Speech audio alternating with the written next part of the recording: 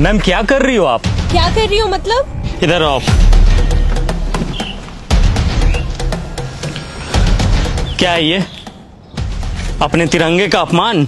मैंने नहीं रखा इसे। हिंदुस्तानी फौजी की आंखें बाज से भी ज्यादा तेज होती है। चलो मान लिया आपने इस झंडे को यहाँ नहीं फेंका, पर उठा तो सकती थी ना।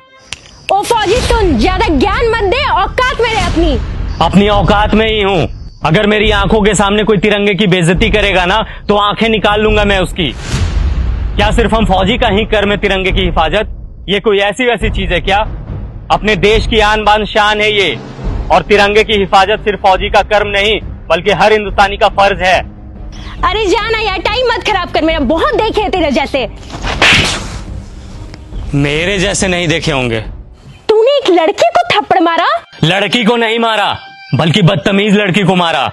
हमें यह नहीं सिखाया जाता कि किसी बेगुनाह इंसान पे अपना हाथ भी उठाया जाए, लेकिन इतना तो तुम्हें भी पता होगा कि अगर कोई इंसान हमारे तिरंगे की तरफ आंख उठा करके भी देखेगा तो हिंदुस्तानी फौजी आंखें निकाल लेगा उसकी। फौजी होने का बड़ा घमंड है तुझे, औकात ही क्या है तुम्हारी? घमंड नहीं, फौजी होने का बहुत ही ज्यादा घमंड है मुझे, और इतनी औकात ही मेरी काफी है। तुम जैसे लोग ना 25-30 हजार की नौकरी करके ही खत्म हो जाते हो, और देख मेरी औकात, 10 लाख की गाड़ी में घूमती हूँ। तुम घूमो 10 लाख की गाड़ी में, हमें 50 डिग्री गर्मी, -50 डिग्री ठंडी, तेज बारिश में भी बॉर्डर पे खड़े होकर अपने देश के लिए हंसते हंसते सीने पे गोली खाने में फक्र महसूस होता है। यही हमें सुकून देता है।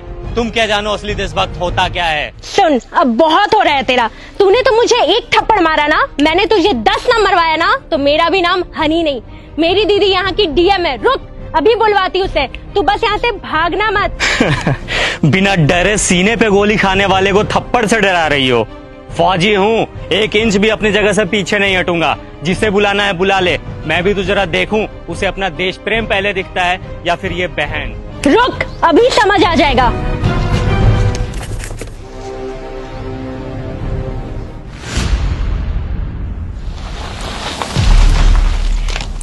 दीदी, यही है वो इंसान जिसने मुझे थप्पड़ मारा है। कितना मारा? एक, वो भी बहुत जोर का। कम ही मारा था। तुम एक फौजी के बारे में बुरा भला बोल रही हो, समझ में आता है ये कौन है? मैम सॉरी, बट शायद आपकी बहन कुछ ज्यादा ही मॉडर्न है। इसे तिरंगे की वैल्यू समझाने की जरूरत है। इसने ये तिरंगा इधर फेंका और जा रही थी। वो फट गया तो तू रख के क्या करती? अच्छा फट गया था, 1 मिनट मैम।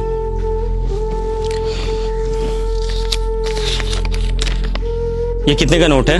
100 का। अब कितने का है? 100 का। अरे क्यों, फटने से इसकी वैल्यू खत्म नहीं हुई? मैं भी फेंक देता हूँ इसे।